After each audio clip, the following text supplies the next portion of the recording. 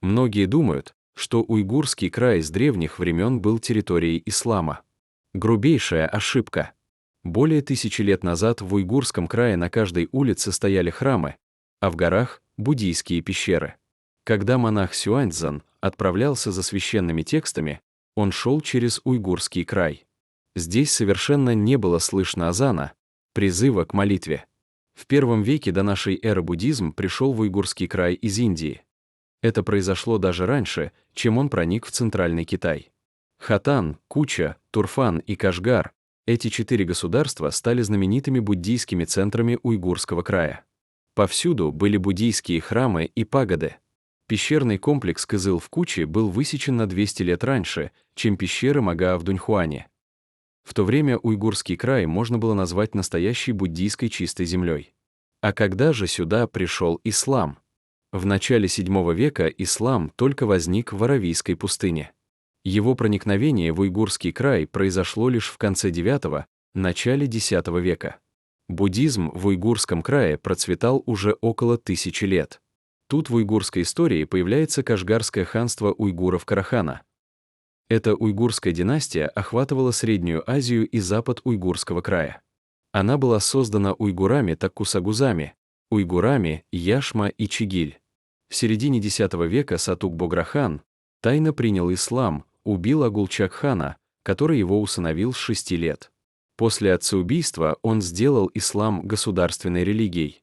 Это стал первый исламский режим в истории уйгурских государств. Но он контролировал только западную часть уйгурского края, в основном район Кашгара. Турфанское идикутство и царство Хотан по-прежнему исповедовали буддизм. То, что произошло дальше, уже не было мирным исламом. Кашгарское ханство под знаменем ислама развязало священную войну, джихад против буддийского царства Хотан и Турфан. Эта война длилась почти полвека. Война была долгой и изнурительной. В итоге, в 1006 году столица царства Хотан была захвачена исламистами. Тысячелетняя уйгурская буддийская цивилизация Хотана была варварски уничтожена. Множество буддийских храмов было разрушено, уйгуры были вынуждены перейти в чужую веру. Многие монахи бежали в Турфан и Кумул. Однако в XII веке кидани-елюйдаши при поддержке Турфана создали империю Западная Ляа и проводили политику религиозной терпимости. Буддизм, ислам, несторианство и манихейство. Каждая религия исповедовалась свободно. Исламистам запрещалось притеснять других. В этот период в уйгурском крае было мирное сосуществование религий. Буддийские монастыри в уйгурском Турфане продолжали строиться, а исламские ученые в уйгурском Кашгаре переводили священные тексты. Настоящий перелом произошел уже в период Восточного Чагатайского ханства. Туглук-Тимур-хан стал первым монгольским ханом в истории уйгурского края, принявшим ислам. С этого момента навязывание ислама в уйгурском крае вошло в ускоренную фазу. Мухаммед-хан постановил, что все обязаны принять ислам. Нарушителей ждало суровое наказание, вплоть до того, что забивали железные гвозди в голову. Под таким жестким давлением все уйгуры стали мусульманами. Последним бастионом буддизма был Кумул, самый восточный город уйгурского края. Он упорно сохранял буддийскую веру.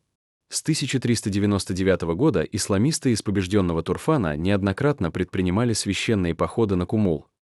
Война продолжалась более 100 лет. И только в 1513 году правитель Кумула в итоге вынужден был принять ислам. За 600 лет религиозная карта уйгурского края была полностью переписана. С момента принятия ислама уйгурской династии Карахана в X веке и до окончательного падения уйгурского Кумула в начале XVI века этот религиозный переворот охватил 600 лет. Буддизм из главной религии превратился в маргинальную, а ислам из пришельца стал главной силой. Это нанесло колоссальный ущерб уйгурской цивилизации, культуре и национальному самосознанию. Уйгуры перестали называть себя уйгурами и стали просто мусульмане. Родное уйгурское письмо заменили на чужое арабское. Исламисты разрушили и сожгли все библиотеки Хотана, Турфана, Кумула, все, что не арабицей, считалось греховным. Уйгурские танцы и песни, мукамы, все запрещено в исламе, харам. Уйгурская культура пришла в забвение, вместо ярких уйгурских атласных одежд, черные бедуинские хиджабы и никабы. А ведь уйгуры изначально исповедовали веротерпимость, и любые религии поддерживались. Еще в уйгурском каганате предки уйгуров, хайху, до того, как в 840 году мигрировали из монгольских степей на запад в уйгурский край, исповедовали тенгри и манихейство. После переселения они поначалу больше склонялись к буддизму и построили большое количество буддийских храмов. Только после нескольких веков насильственной исламизации уйгуры вынуждены перешли в ислам. И этот процесс обращения не был добровольным.